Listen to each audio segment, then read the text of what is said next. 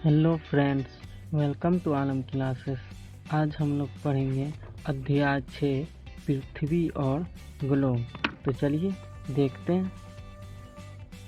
देशांतर रेखाएं को जानेंगे और समझेंगे। तो चलिए देखते हैं। उत्तरी ध्रुव एवं दक्षिणी ध्रुव को जोड़ती हुई रेखाएं खींची गई हैं। यह सभी लंबवत रेखाएं देशांतर रेखाएं हैं। उत्तरी ध्रुव और दक्षिणी ध्रुव को जो रेखा जोड़ती है एक दूसरे को, यह सभी लंबवत रेखाएं देशांतर रेखाएं हैं। किसी भी स्थान की सही स्थिति और समय का पता लगाने के लिए इन रेखाओं का सहारा लेना पड़ता है। पृथ्वी का आकार गोल है, जो एक वृत्त के समान है। एक वृत्त में 360 डिग्री होते हैं। इसी आधार पर पृथ्वी पर 360 देशांतर रेखाएं खींची जा सकती हैं।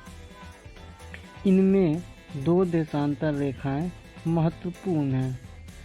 ये हैं 0 डिग्री तथा 180 डिग्री देशांतर रेखाएं। 0 डिग्री देशांतर को प्रधान देशांतर रेखा या प्रधान मध्याह्न रेखा तथा 180 डिग्री देशांतर रेखा को अंतर्राष्ट्रीय तिथि रेखा कहते हैं। देशांतर रेखाओं की कई विशेषताएं, तो चलिए इनको समझते हैं। ये रेखाएं अर्धवृत्ताकार होती हैं। इनकी लंबाई समान होती है। इनकी संख्या 360 होती है। विषुवत वृत्त पर इनके बीच की दूरी सबसे अधिक होती है।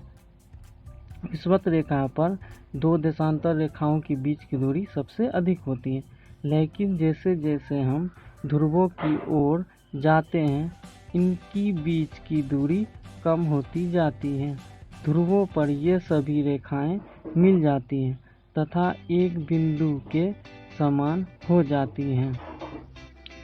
पृथ्वी पर किसी स्थान की स्थिति दर्शाने तथा समय निश्चित करने के लिए देशांतर रेखाओं का ज्ञान आवश्यक है।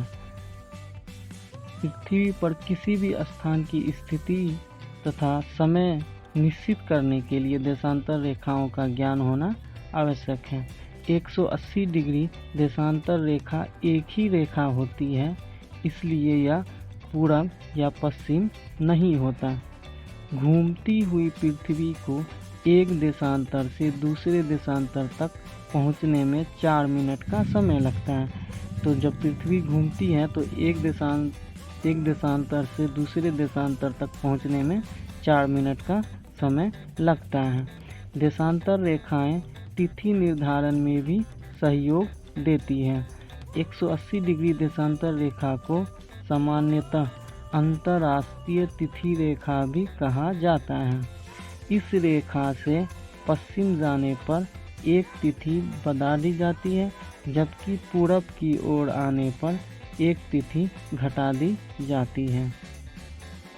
अक्षांश रेखाओं से हम किसी स्थान के तापमान का, देशांतर रेखाओं से समय का एवं जहां अक्षांश एवं देशांतर रेखाएं मिलती हैं उससे उस स्थान की स्थिति का पता कर सकते हैं।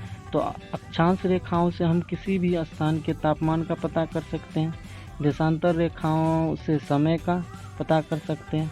और जहां अक्षांश और देशांतर रेखाएं मिलती है जिस बिंदु पर, उससे उस स्थान की स्थिति का पता कर सकते हैं।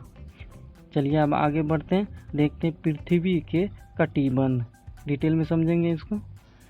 पृथ्वी को इन्हीं अक्षांश रेखाओं के आधार पर 3 कटिबंध में बांटते हैं। कर्क एवं मकर रेखाओं के बीच अन्य अक्षांशों की तुलना में सबसे अधिक गर्मी पड़ती है।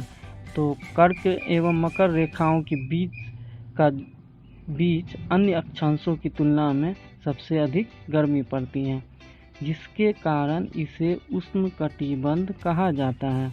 तो कर्क और मकर रेखा के बीच के जो स्थान है उसमें ज़्यादा गर्मी पड़ती है, और ये जो जगह है इसे उष्णकटिबंध कहा जाता है।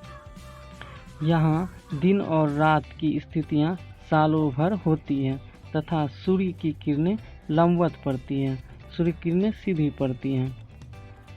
कर्क एवं मकर रेखा के बाद उत्तरी गोलार्ध में उत्तरी ध्रुव वृत्त तथा दक्षिणी गोलार्ध में दक्षिणी ध्रुव वृत्त के बीच वाले क्षेत्र में तापमान मध्यम रहता है। तो उत्तरी और दक्षिणी गोलार्ध में जो है तापमान वहाँ मध्यम रहता है। यहाँ जाड़े में सर्दी पड़ती है तथा गर्मी में तापमान अधिक रहता है। इसे समशीतोष्ण कटिबंध कहते हैं। दिन और रात की स्थितियाँ होती हैं परंतु सूर्य की किरणें कभी लंबवत नहीं पड़ती। तो इस क्षेत्र में थोड़ी कम गर्मी पड़ती है, जिसे हम शीतोष्ण कटिबंध भी कहते हैं, समशीतोष्ण कटिबंध भी कहते हैं। उत्तरी गोलार्ध में उत्तरी ध्रुव तथा दक्षिणी गोलार्ध में दक्षिणी ध्रुव क्षेत्र में सालों भर ठंड पड़ती है। इसे शीत कटिबंध कहा जाता है। यहाँ 6 महीने का दिन एवं 6 महीने की रात होती है। इसे शीत कटिबंध कहा जाता है। अगर आपको लगता है कि इस वीडियो से हमने कुछ सीखा है तो लाइक कीजिए, कमेंट कीजिए कैसा लगा और शेयर कीजिए अपने दोस्तों के साथ। इस तरह का और वीडियो देखना चाहते हैं तो आप हमारे प्लेलिस्ट चेक कर सकते हैं। मिलते हैं फिर अगले वीडियो में।